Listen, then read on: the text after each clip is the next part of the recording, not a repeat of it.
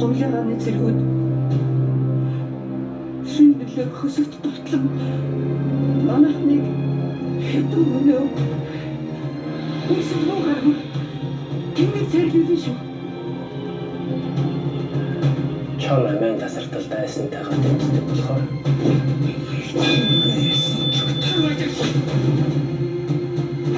сүлдэндээ байсан юм.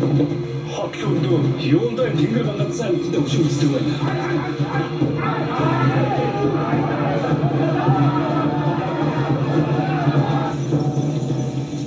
Үгүй бүргэд батлаад танахгүй байна. Номоныг дайлан нөхөй. Гэвч чамаг тэнгэрт гүлж өгөх юм уу?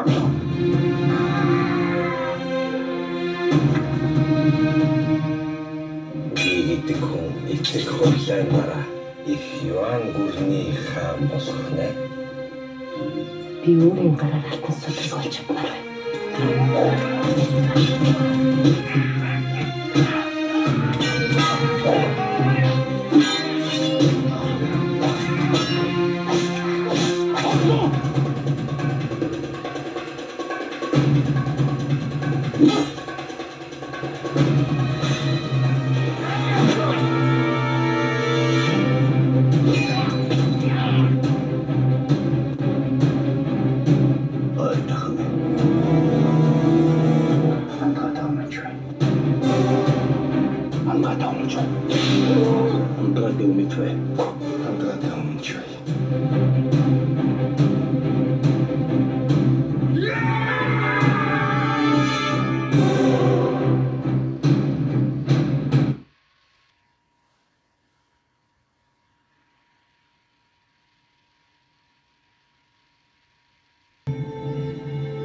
Celui qui est brillant et courageux sera choisi par le grand ciel éternel pour recevoir le Soutrador. Et c'est ainsi. Même si je ne suis pas un de tes fils, je protégerai notre camp, mon cher père. Je servirai mon pays.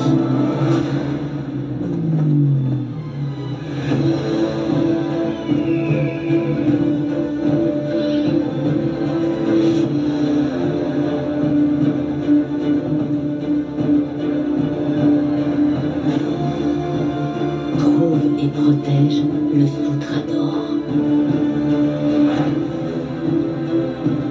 Accomplis ton destin.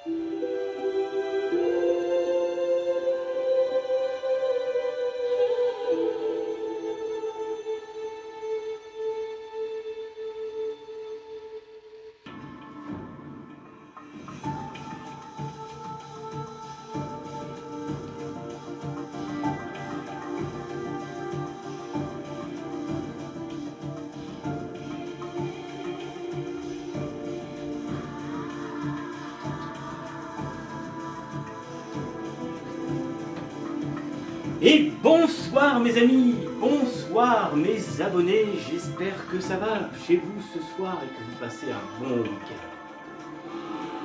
Il y a bien des histoires de femmes guerrières qui ont existé, et surtout à l'époque de la Mongolie,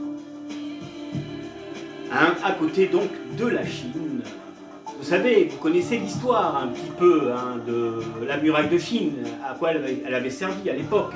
Et moi qui est un grand voyageur de la Chine, et qui a même visité la Chine, eh bien, figurez-vous que la muraille de Chine avait été construite pour repousser à l'époque les armées mongoles.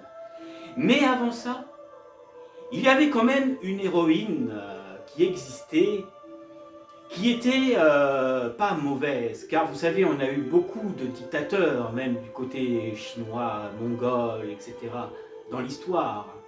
Mais la personnalité féminine que nous allons parler un peu ce soir parle justement de Kultulum. K-H-U-T-U-L-U-M. Et oui, depuis que Prime Video a voulu sortir le film, alors que le film déjà existe depuis 2004, là, bizarrement, ils l'ont indiqué comme 2025. Alors peut-être que sur Prime Video, le film sera disponible. Alors je ne l'ai pas encore vu, mais je me suis dit, tiens, pourquoi ne pas en apprendre un peu plus sur ce personnage féminin qui a marqué l'histoire. Et surtout, mes amis, surtout une histoire très vieille, datant de l'an 1260 à l'an 13006. Donc 1260 et 13006. Voilà. Et donc je vais vous parler un peu de ce personnage féminin dans l'histoire, sa biographie, si vous vous intéressez un peu à l'histoire chinoise, bien sûr, de personnalités, car les personnalités chinoises dans certains films ont de l'importance et ont fait beaucoup de choses. Et ce fut le cas donc pour Kultulum, hein, donc c'est Kultulum, voilà. Et laissez-moi donc vous en parler un peu pour savoir un peu ce qu'on sait de ce personnage. N'est-ce pas? Allez. Alors, nous allons commencer. Kultulum, c'est, voilà, 1260 hein, et 1306. Signification toute blanche, voilà. Ce que veut dire Kultulum veut dire toute blanche. Aussi connu sous le nom de Haryuguri et Kotol et Saganko et Hanitsun. Littérature, lune brillante en turkmène. C'est la fille la plus célèbre du Kaïduk et de la nièce de Kubilai Khan. Son père appréciait ses aptitudes et elle l'accompagnait durant ses campagnes militaires. Un exemple comme Marco Polo et Rachid al-Din ont tous les deux écrit à propos d'elle. Voilà. Pour vous parler un peu de ces écrivains qui ont écrit sur ce personnage mythique féminin de l'époque de la Mongolie à l'époque. La biographie de Kultulum, j'ai du mal, hein, faut m'excuser, est née en 1260 environ En 280, après son père, Kundung devient le souverain le plus puissant d'Asie centrale, régnant sur le royaume qui s'étendent de la Mongolie de l'ouest jusqu'à l'Ioxur à l'époque et du plateau de la Sibérie centrale jusqu'à l'Inde. Marco Polo décrit de Kunlun comme une guerrière extraordinaire qui peut fondre dans les rangs ennemis et saisir un captif aussi facilement qu'un faucon. Saisit une poule, elle aide son père dans de nombreuses batailles, notamment contre la dynastie Hyang à l'époque. Menée par son cousin le grand Khan, Kubilai environ 1260 à 94. Voilà. Kultulum aurait exigé que tout homme souhaitant l'épouser doive d'abord la vaincre et à lutter et lui donner des chevaux. Si il perd, elle aurait gagné 10 000 chevaux en triomphant des potentiels prétendants. Alors c'était une redoutable guerrière. Et dans le film, justement, on va la représenter comme ça et on va en apprendre un peu plus sur ça, sur ce personnage, sur ce héros féminin.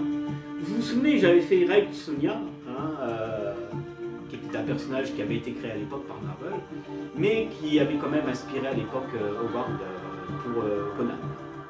Mais bon, je vous invite à aller voir ma vidéo si vous ne l'avez pas vue sur Red Sonja.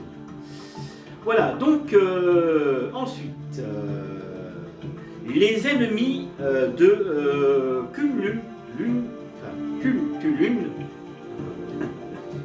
prétendant qu'elle et son père ont une relation incertitueuse, ce qui explorerait sa résolution de ne pas se marier dans le but de protéger son père. De ces rumeurs, elle décide de se marier avec l'un des guerriers et le soutien de son père, sans combattre de lutte contre lui.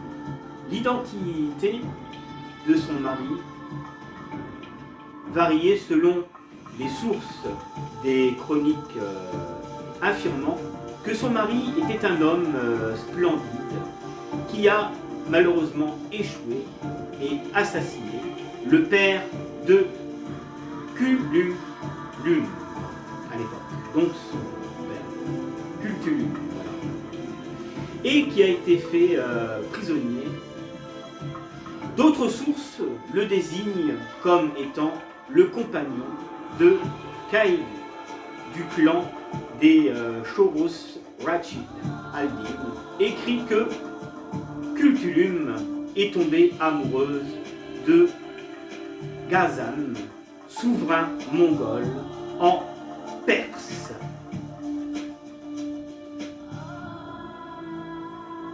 Tandis que Hebu Asianing donne un autre nom, Al-Balk ou Likt, son époux, et leurs 2 enfants sont noyés par des souterrains du Khan, du moine du Kana Janshan. Alors, voyez, beaucoup de choses raconte-t-on sur ce personnage. De tous les enfants de Kundung, Kunlun était la favorite et celle auprès de laquelle il demandait conseil et cherchait un soutien politique. Selon certains récits, il tente de la nommer en tant que successeuse du Khanat, avant de mourir en 1300. Cependant, son choix n'est pas respecté parce que des membres de sa famille de sexe masculin réclament le trône. Quand Udum meurt, Cultulune garde sa tombe avec l'aide de son frère, Horus, ses autres frères y compris, comme Chapar, et un autre parent du roi, la mettent en difficulté parce qu'elle résiste face à la décision de l'évincer de la succession. Elle meurt à ce moment-là, en l'an 1306. Maintenant, je vais vous parler dans la culture, ce qu'on raconte de, justement, Cultulune. Cultulune, c'est certainement le personnage historique sur lequel est basé le personnage fétiche de Turandot, qui est le sujet de nombreux ouvrages européens, alors que dans la culture mongole, elle est présentée comme une célèbre athlète et une guerrière. Des adaptations artistiques européennes la poignant comme une femme fière qui a finalement succombé à l'amour.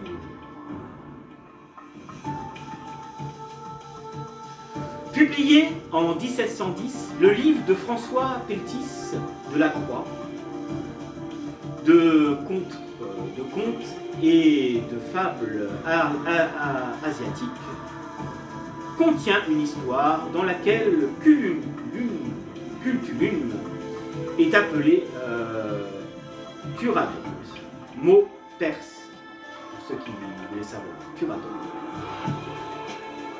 On pourrait dire donc Turandot, signifiant la fille de Turan, et fait référence à la fille de 19 ans, voilà, de Alton Kara, l'empereur mongol de Chine dans l'histoire de Peltis de la Croix, à la place de lutter contre ses prétendants et de partir où?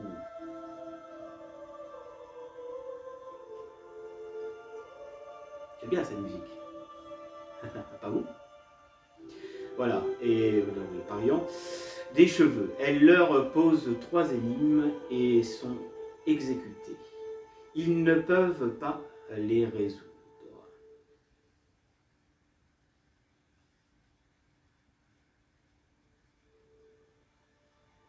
50 ans plus tard, Karol Grozzi écrit sa propre version, une pièce de théâtre dans laquelle Cultulune est une tigresse pleine de fierté et implacable.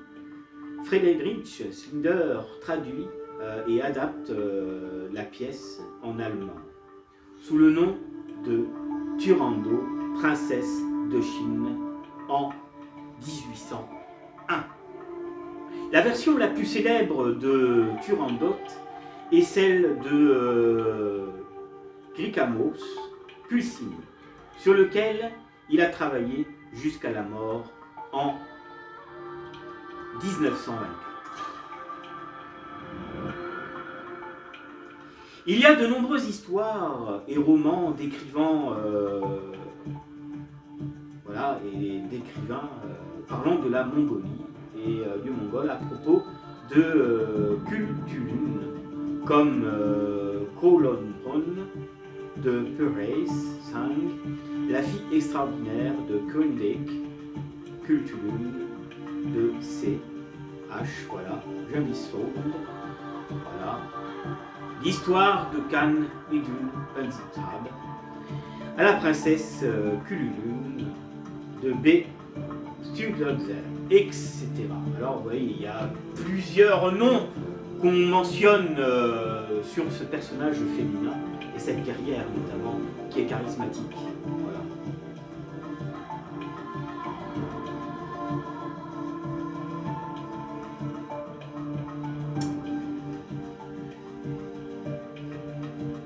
Cthulhu est joué par Claudia Kim dans la série Netflix de Marco Polo. Le film de la princesse Cthulhu, ou The Princess Warrior, son titre original, basé sur le roman de Kolto Sanga, ainsi que de Gunji de Baltasrand et Schunzenberg, et donc l'action se situe durant la période de la dynastie Yuan,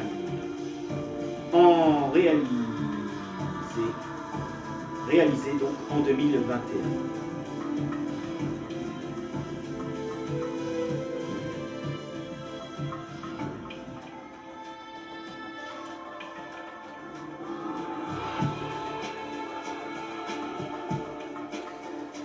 Voilà ce que je peux vous dire sur ce personnage féminin et princesse guerrière, bien sûr. J'espère que vous avez aimé un peu cette petite historie, vu que la vidéo soit un peu courte, car l'histoire est courte. Je pense que si je devais vous raconter toute l'histoire de la Mongolie, il y en aurait pour des jours et des mois. Mais là, j'ai voulu plutôt me concentrer sur ce personnage et je vous invite, mes amis, à découvrir le film sur Prime Video ou quand il sera disponible dans les réseaux sociaux.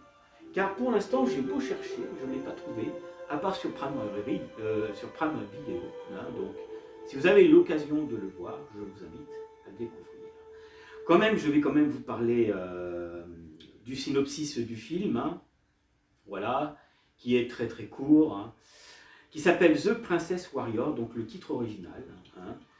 Alors, Cthulhu, une féroce guerrière mongole issue de Genghis Khan, devrait épouser le prince du Palmi comme l'a arrangé son père Khendun Khan. Mais lorsque Khendun est pris dans une embuscade et que le sultra d'or est volé, Cthulhu jure de se venger et entreprendre de récupérer le texte sacré et de rétablir la paix dans son pays. Voilà, mes amis, le scénario de ce film que je vous invite à découvrir si vous avez l'occasion. Tout ce que je peux vous passer, c'est la bande-annonce que vous avez vue. Voilà. Et je n'ai pas d'extra à vous montrer, mais si vous aimez ce genre de film, je suis sûr et certain que vous irez la voir. Voilà, mes amis, donc j'espère que vous aurez passé une bonne soirée. Il est 17h39 quand je tourne cette vidéo, donc elle sera postée ce soir normalement. Donc vous pouvez vous la mater si vous n'avez pas envie de voir la deuxième partie que j'ai fait des jeudis de l'angoisse concernant Paranormal Activity. Voilà. J'ai vu que la première vidéo n'avait pas fait de vue, je ne sais pas pourquoi, allez voir quand même, je vous invite quand même à regarder la première partie, avant de voir la deuxième. La deuxième, vous avez plus d'extras de films, de bandes-annonces, pour vous montrer à quoi ressemblaient ces films à l'époque. Voilà. Et nous, on se reverra très bientôt pour un autre film chinois, tiré d'un Disney que vous connaissez bien sûr, de Mulan, sauf que le film dont moi je vais vous parler, c'est Mulan, la légende, mais de sa version chinoise et pas de la version Disney. Ça sera l'une des prochaines vidéos que je ferai sur les films asiatiques chinois. Voilà, allez, à la prochaine pour la prochaine, et je vous dis à très bientôt sur Fenris et sur Conte de la Terre. Salut!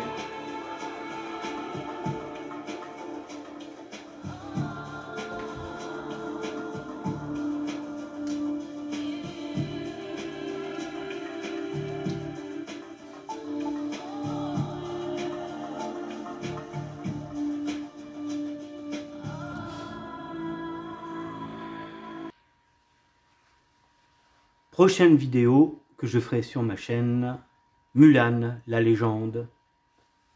Alors soyez présents et bonne fin de soirée.